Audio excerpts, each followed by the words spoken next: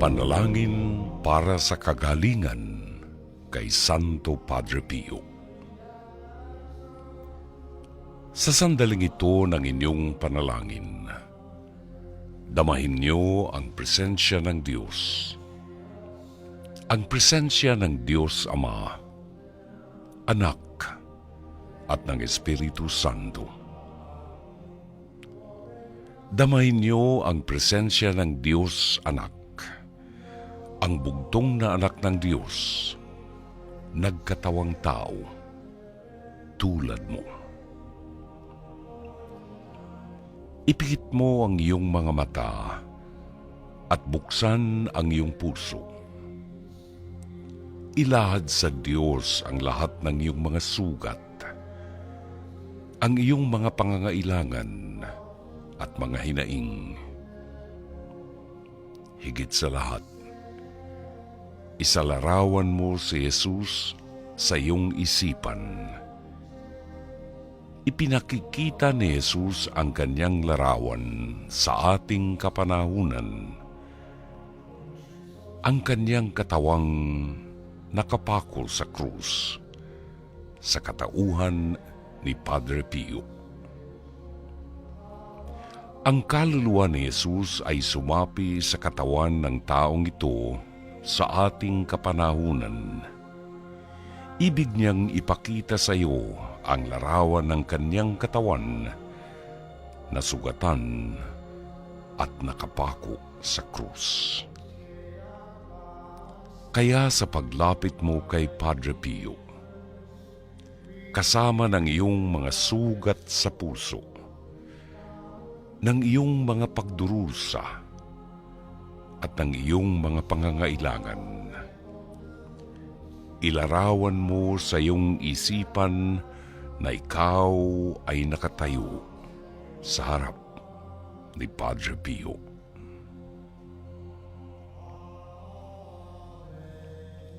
Mahal kong Padre Pio, ngayon ay lumalapit ako sa iyo upang isama ang aking mga panalangin sa libu-libong mga panalangin na iniaalay sa iyo araw-araw ng mga taong nagmamahal at nagdedebosyon sa iyo sa buong daigdig.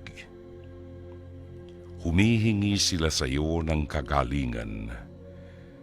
Humihingi sila sa iyo ng personal at espiritual na pagpapala. Humihingi sila ng kapayapaan.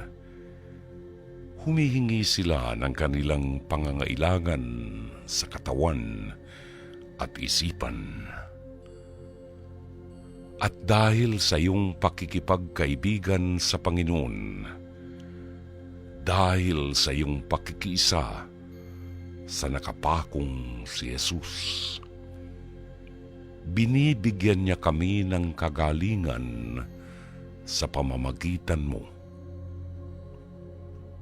Kaya ngayon ay hinihingi namin sa iyo ang kagalingan at kapatawaran. Padre Pio, sa pamamagitan ng nakikitang sugat sa krus sa iyong katawan na iyong tiniis sa loob ng 50 taon, ikaw ang pinili sa ating kapanahunan upang luwalhatiin ang Kristong nakapako. Sapagkat ang krus ay napalitan na ng maraming mga simbolo. Tulungan mo kami na maibalik ang krus sa aming buhay, sa aming panahon, sapagkat kinikilala namin ang krus na tanging larawan at daan ng kaligtasan. Jesus na nakapako, samantalang pinagninilayan namin ang mga sugat sa kamay, sa paa at sa tagiliran mo. Hindi lamang namin ginugunita ang dugo na tumagas sa iyong katawan sa gitna ng kirot, hapdi at pasakit.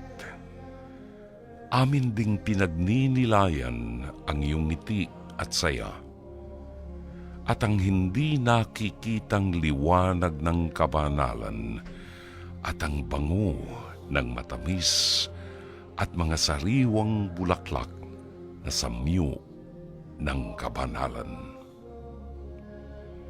Nakikiusap ako sa iyo na tulungan mo ako sa aking kahilingan at pangangailangan. Pansamantala tayong manahimik at banggitin ang ating mga kahilingan. At habang ipinakikiusap ninyo ang inyong mga kahilingan kay Padre Pio, mag-antanda kayo ng krus. Basbasan mo ako at ang mga mahal ko sa buhay sa ngalan ng Ama, ng Anak, at ng Espiritu Santo. Amen.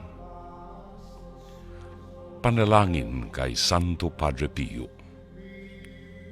O Diyos, ipinagkaloob mo kay Padre Pio ng Pietrelcina, isang paring Kaputsino, ang dakilang pribilehiyo na makibahagi sa natatanging paraan sa paghihirap ng iyong anak na si Jesus.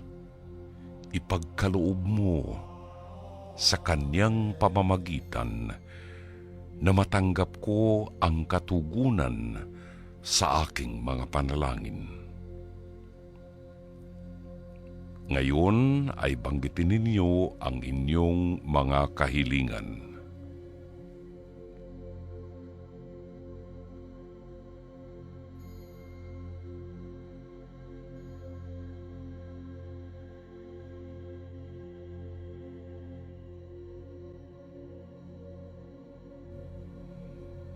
Na buong puso kong ipinagkakatiwala sa iyo.